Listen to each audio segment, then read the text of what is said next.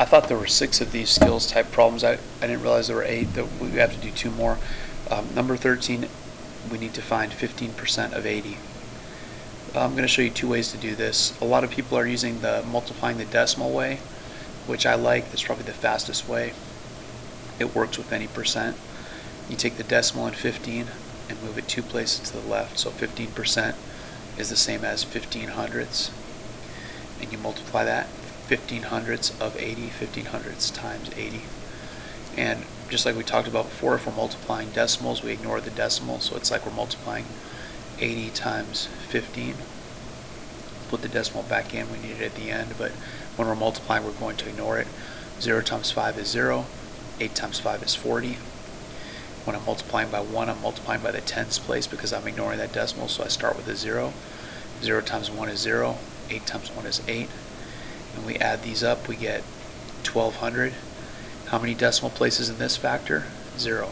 How many decimal places in this factor? There are 2 digits after the decimal, so 2. 0 plus 2 is 2, so I need 2 digits in my product, or 2 decimal places in my product.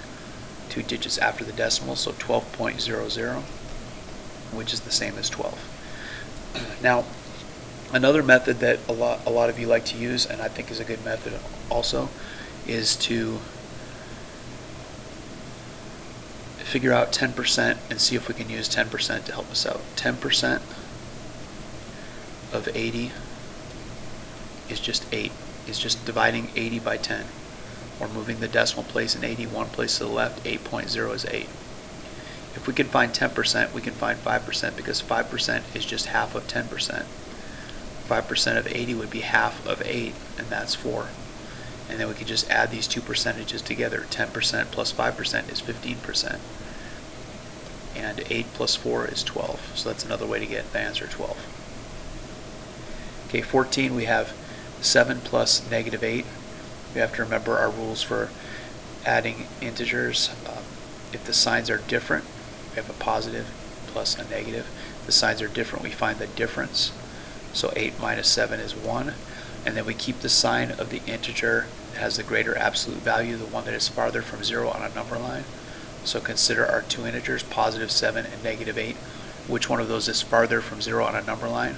The negative 8 is 8 spaces from the 0, and the 7 is 7 spaces from the 0. So we're going to keep that negative sign for our sum, negative 1. Okay, I know that last problem, number 15, is going to take a while, so I'm going to end this video here and do number 15 on the last video.